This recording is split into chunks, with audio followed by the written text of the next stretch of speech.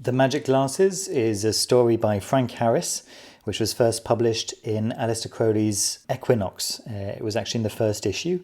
I hope you like it. This is the first part of 3, and the following 2 parts will be available very soon.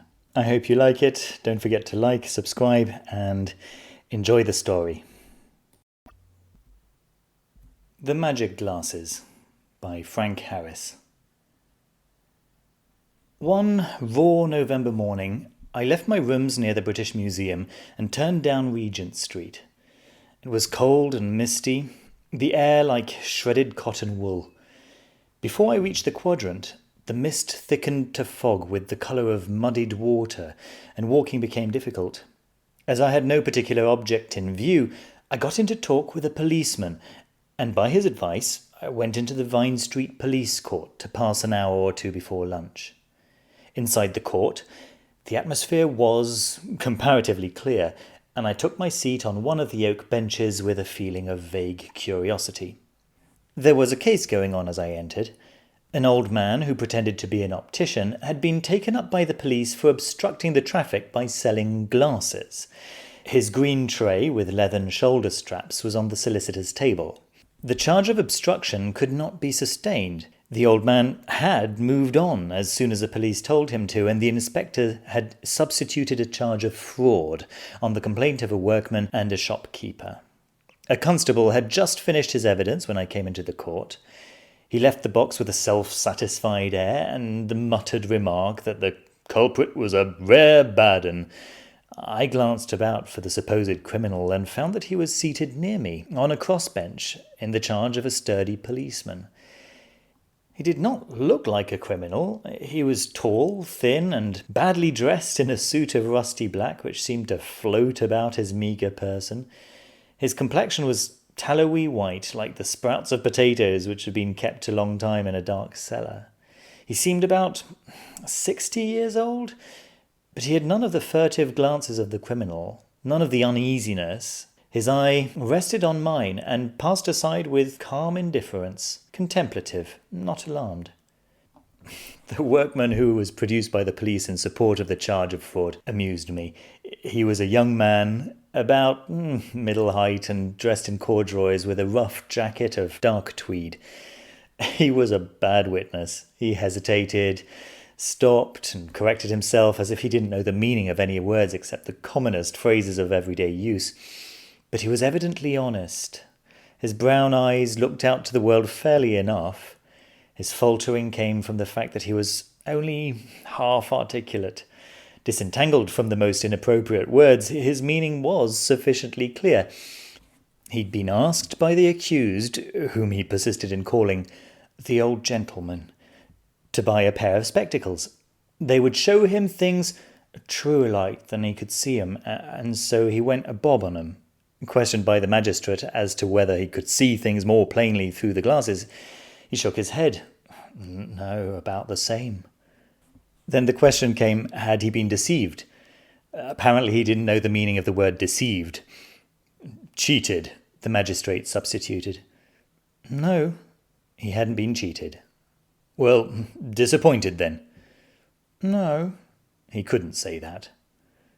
Would he spend another shilling on a similar pair of glasses? No, he would not. 1 bob was enough to lose. When told he might go, he shuffled out of the witness box and on his way to the door attempted more than once to nod to the accused. Evidently there was no malice in him. The second police witness had fluency and self-possession enough for a lawyer. A middle-aged man, tall, florid, and inclined to be stout. He was overdressed like a spruce shopman in a black frock coat, grey trousers, and light-coloured tie. He talked volubly with a hot indignation which seemed to match his full red cheeks. If the workman was an undecided and weak witness, Mr. Hallett of High Holborn was a most convinced and determined witness. He had been induced to buy the glasses, he declared, by the old party, who told him that they would show him things exactly as they were, the truth of everything. You'd only have to look through 'em at a man to see whether he was trying to do you or not. That was why he bought 'em. He was not asked a shilling for them, but a sovereign, and he gave it, 20 shillings. When he put the glasses on, he could see nothing with them, nothing at all. It was a plant, and so he wanted the old party to take him back and return his sovereign. That might have caused the obstruction that the policeman had objected to. The old man refused to give him his money back, and he said that he had not cheated him. Had the impudence to pretend that he, Hallett, had no eyes for the truth, and therefore could see nothing with the glasses. A blamed lie, he called it, and a do, and the old man ought to get 6 months for it. Once or twice the magistrate had to direct the stream of emphatic words, but the accusation was formal and precise. The question was now, how would the magistrate deal with the case? At first sight, Mr. Brown, the magistrate, made a good impression on me. He was getting on in life, the dark hair was growing thin on top, a little grey at the sides, the head was well-shaped, the forehead notably broad, the chin and the jaw firm. The only unpleasant feature in the face was the hard line of mouth, with thin, unsympathetic lips. Mr. Brown was reputed to be a great scholar, and was just the type of man who would have made a pedant, a man of good intellect and thin blood, who would find books and words more interesting than men and deeds. At first, Mr. Brown had seemed to be on the side of the accused. He tried to soften Mr. Hallett's anger. One or two of his questions, indeed, were pointed and sensible. "You wouldn't take goods back after you had sold them, would you, Mr. Hallett?" he asked. "Of course I would," replied Mr. Hallett stoutly. "I'd take any of my stock back at 20% reduction. My goods are honest goods, prices marked plain on 'em. But he wouldn't give me 15 shillings back of my sovereign, not he. He meant sticking to it all." The magistrate looked into the body of the court and, addressing the accused, said, "Will you reserve your defence, Mr. Henry?" "Penry, your worship. Matthew Penry," corrected the old man in a quiet, low-pitched voice as he rose to his feet. "If I may say so, the charge of fraud is absurd. Mr. Hallett seems to be angry because I sold one pair of glasses for a shilling and another pair to him for a sovereign. But they were not the same glasses, and if they had been, I am surely allowed to ask for my wares what I please." "That is true," interrupted the magistrate, "but he says that you told him he would see the truth through them. I suppose you meant he would see more truly through them than with his own eyes." "Yes," replied Mr. Penry with a certain hesitation. "But he did not see more truly through them," continued the magistrate, "or he would not have wanted to take them back." "No," Mr. Penry acknowledged, "but that is his fault, not the fault of the glasses. They would show the truth if he had any faculty for seeing it. Glasses are no good to the blind." "Come, come," said the magistrate, "now you are beginning to confuse me. You don't really pretend that your glasses will show the truth of things, the reality. You mean that they will improve one's sight, don't you?" "Yes," replied Mr. Penry, "one's sight for the truth, for reality." "Well," retorted the magistrate, smiling, "that seems rather metaphysical than practical, doesn't it? If your spectacles enabled one to discern the truth, I'd buy a pair myself. They might even be useful in this court sometimes." He looked about him with a smile, as if expecting applause. With eager haste, the old man took him at his word, threw open his case, selected a pair of glasses, and passed them to the clerk, who handed them up to Mr. Brown. The magistrate put the glasses on, looked round the court for a minute or two, and then broke out, Dear me!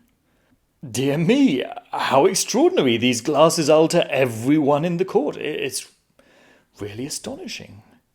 They don't improve the looks of people. On the contrary, a more villainous set of countenances it would be difficult to imagine. If these glasses are to be trusted, men are more like wild animals than human beings. The worst of all are the solicitors. Really a terrible set of faces. But this may be the truth of things. These spectacles do show one more than one's ordinary eyes can perceive. Dear me, it is most astonishing, but I feel inclined to accept Mr. Penry's statement about them. And he peered over the spectacles at the court. "Would you like to look in a glass, your worship?" asked one of the solicitors dryly, rising, however, to his feet with an attitude of respect all the same. "Perhaps that would be the best test." Mr. Brown appeared to be a little surprised, but replied, If I had a glass, I would willingly." Before the words were out of his mouth, his clerk had tripped round the bench, gone into the magistrate's private room, and returned with a small looking-glass which he handed up to his worship. As Mr. Brown looked into the glass, the smile of expectancy left his face. In a moment or two he put down the glass gravely, took off the spectacles, and handed them to the clerk, who returned them to Mr. Penry. After a pause, he said shortly, "It is well, perhaps, to leave all these matters of fact to a jury. I will accept a small bail, Mr. Penry," he went on, "but I think you must be bound over to answer this charge at the sessions." I caught the words, £50 apiece in 2 sureties, and his own recognizances in £100. And then Mr. Penry was told by the policeman to go and wait in the body of the court till the required sureties were forthcoming. By chance the old man came and sat beside me, and I was able to examine him closely. His moustache and beard must have been auburn at one time, but now the reddish tinge seemed only to discolour the grey. The beard was thin and long and unkempt, and added to the forlorn untidiness of his appearance. He carried his head bent forward, as if the neck were too weak to support it. He seemed feeble and old and neglected. He caught me looking at him, and I noticed that his eyes were a clear blue, as if he were younger than I had thought. His gentle, scholarly manner and refined voice had won my sympathy, and when our eyes met I introduced myself and told him I should be glad to be one of his sureties, if that would save him time or trouble. He thanked me with a sort of detached courtesy. He would gladly accept my offer. "You stated your case," I remarked, "so that you confused the magistrate. You almost said that your glasses were magic glasses?" I went on, smiling and hesitating because I did not wish to offend him, and yet hardly knew how to convey the impression his words had left upon me. "Magic glasses," he repeated gravely, as if weighing the words.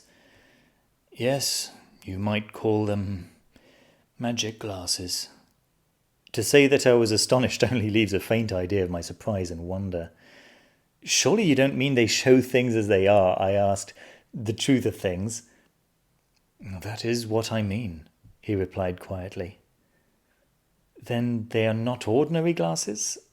I remarked inanely. "No," he repeated gravely, "not ordinary glasses." He had a curious trick, I noticed, of peering at one very intently, with narrowed eyes, and then blinking rapidly several times in succession, as if the strain were too great to be borne.